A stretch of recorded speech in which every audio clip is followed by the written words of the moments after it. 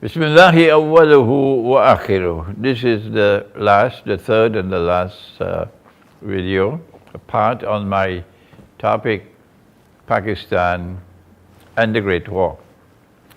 And there will be many in Pakistan who will be observing, listening to this video.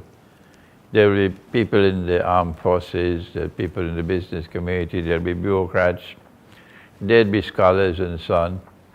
And it is therefore necessary for me to bring the Quran to bear on the subject, so that the analysis rests on foundations which are solid.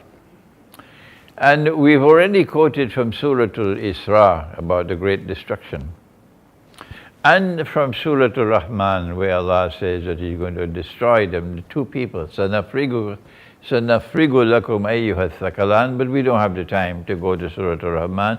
But do please go to my book, the Quran, the Great War, and the West for that analysis from Surah Al-Rahman. But in Surah Al-Mursalat of the Quran, we have a verse which is in harmony with the hadith of Tamim ad-Dari, which supports our analysis of the movement from Pax Britannica to Pax Americana to Pax Judaica, which comes from my scholarship in international relations. I studied international relations in two universities. In the hadith of Tamim ad-Dari, our Prophet spoke, alayhi salatu wasalam, and said, when Dajjal is released, he live on earth for 40 days, a day like a year, एक दिन जैसे एक साल, जैसे एक साल, a day like a year, a day like a month, a day like a week. وَسَائِرُ أَيَّامِهِ كَأَيَّامِكُمْ, and all his days, meaning all the rest of his days, like your days. That's Sahih Muslim. So Dajjal has this trademark that he has 3 stages of his mission before he appears in person in our world of space and time. And the Quran now confirms this, but this is an ayah mutashabiha which has to be interpreted. And when you interpret the Quran, you must never do that for dividing the Muslims, because only Allah can confirm an interpretation of the Quran to be correct. But if you are correct in your interpretation of the Quran, your ta'wil, and that becomes truth. And truth will always survive. If you make a mistake, tomorrow it will be forgotten. And so here is Surah Al-Mursalat, in which Allah is giving warning after warning to the wicked people in Surah Al-Mursalat. And He says, Intaliku ila dhillin dhi salasi shu'ab. Proceed to a shadow. We should have 3 parts. And so Dajjal is referred to as a shadow during these 3 parts. And when the 3 parts have been completed, the shadow disappears and Dajjal appears in person. And so the Quran, our interpretation of the Quran, is confirming now that the movement from Pax Britannica to Pax Americana to Pax Judaica is preparatory for Dajjal to appear in person in Jerusalem and to declare, I am the Messiah. But he can't do that unless Israel becomes the ruling state in the world. And the ruling state in the world is a state which cannot be threatened by any rival or any combination of rivals. And that is where Pakistan poses a problem. So the Zionists would say to you, for us, the greatest danger comes from Pakistan. That's what the Zionist will say. Because he realizes that the Great War is meant to destroy mutual destruction. And in the post-Great World War, Pakistan is the greatest threat. Why? Not only because the Pakistani people will never submit to Israel. You wouldn't find Pakistan at this time ever joining NATO. Not Pakistan. You find that in Turkey, but not Pakistan. That's why I'm in Pakistan. Pakistan is not going to enter NATO, join NATO. Pakistan is now moving away from Washington. After the leaders of Pakistan have betrayed the truth for how many years, finally a leader has come to Pakistan who has said, we will not fight America's wars for America anymore. Yes. Thank Allah that age of darkness is now going, when this country was a chamcha of the United States. Chamcha of the United States. No, Pakistan is now correcting itself.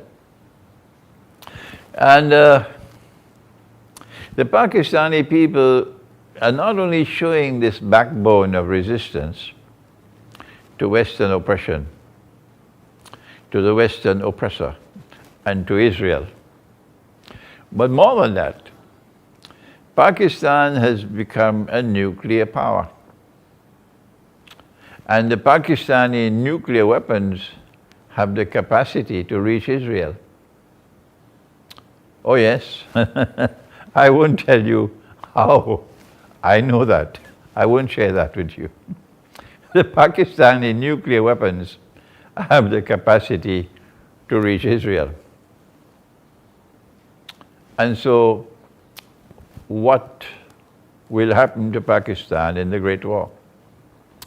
This is my analysis, and you must never accept my view unless you are convinced that I am correct, because I am a man who makes mistakes.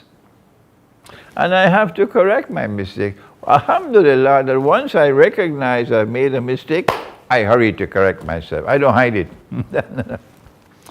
I believe that Israel has already planned it.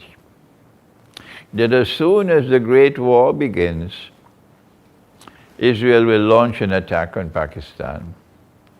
And Israel will have the support of Modi's India, not India, Modi's India, and the support of NATO. NATO will be back again in Afghanistan, and Modi on the right side in India, and Israel from the sky. And the purpose of the attack on Pakistan would be to denuclearize Pakistan. If I am wrong, tell me what's right. This is not fantasy land. This is mature analysis. I have come to my conclusions.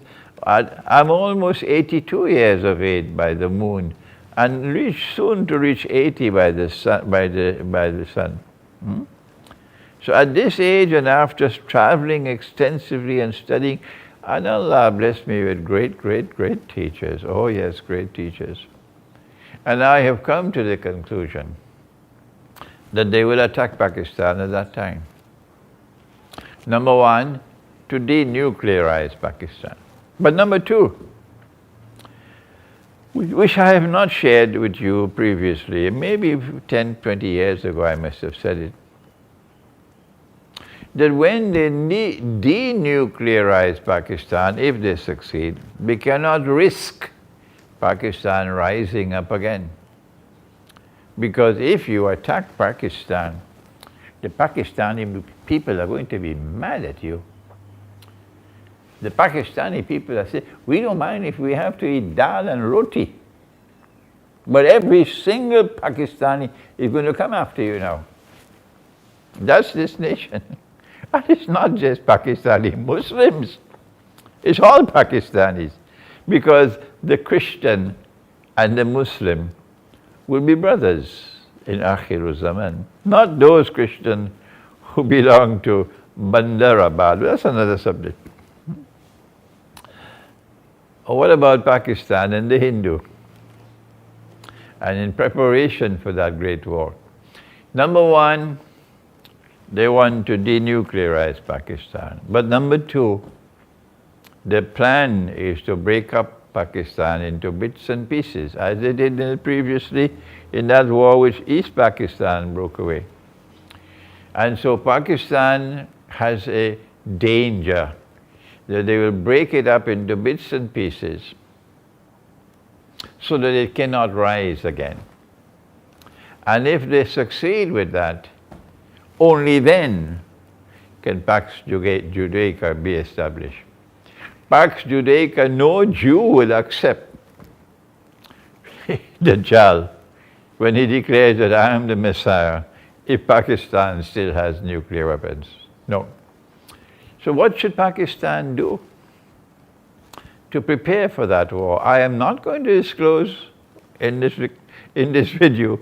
I will not disclose all the things that Pakistan should do, because some of it I can share only privately. Only privately. But I can give the contours without the specifics of what Pakistan should do. Number one, in the same way that Pakistan has built a solid alliance with China, similarly Pakistan must do the same thing with Russia. And I don't think I have to convince the Pakistani people of that, because they already understand that. There will be no people opposing this view. What do you need to do in order to establish an alliance with Russia? Well, you have to stop sitting on the fence. Iran has consistently followed a better foreign policy than Pakistan. And so Islamabad, it's time for you to wake up and have a foreign policy that is plain and clear and transparent like Iran's. Imam Khomeini pointed to Washington and he said, "You are Shaitan al-Kabir, the great Satan." So Iran is not sitting on the fence. No. And from that day to this day, Iran has consistently built a solid relationship with Russia, while Pakistan remains sitting on the fence. I don't need to speak further on that, because you know the truth. So you have to build a strong relationship with Russia, and there are things you have to do which I'm not going to disclose in public. But secondly, you have to ensure that warmongering government in India, not every Indian government has been like this Modi government, that warmongering government in India does not have the next 4 years to continue brainwashing the masses of India with anti-Pakistan venom. You have to devise a strategy in which you'll be able to penetrate the masses of India and to show and explain to the Indian people that no, Pakistan is not an enemy. What should you do? How can you pursue such a strategy? Again, it's not appropriate for me to speak publicly on what can be done, but this is a major policy requirement. Not just Russia, but also India. You cannot sit down doing nothing with your hands folded, as you've done for 70 years, apart from a brief period of President Zia-ul-Haq, which is cricket diplomacy. And then the third thing that Pakistan needs to do before we end is that you have to declare plainly and clearly that this country recognizes absolute truth to be located in the Quran. No one can dispute that. So what is the problem. Why can't you proclaim it?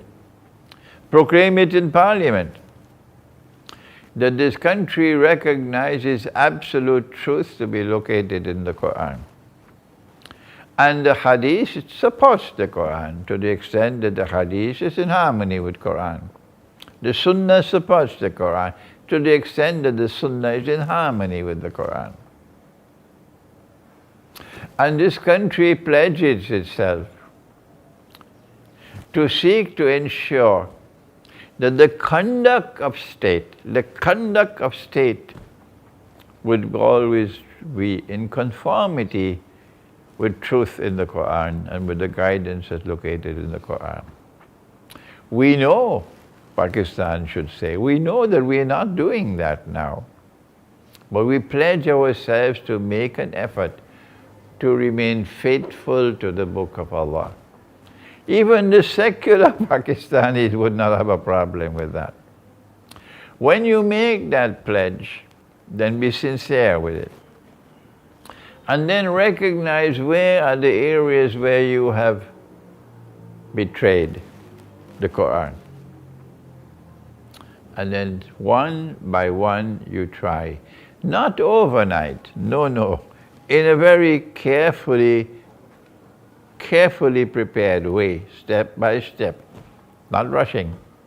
You try to correct your mistakes so that you can live a life, the country would have the conduct of state of Pakistan would be in harmony with the Quran and not in conflict with the Quran. I wish I could be more specific, but it would be counterproductive if I were to give all the details. I prefer to do that in private.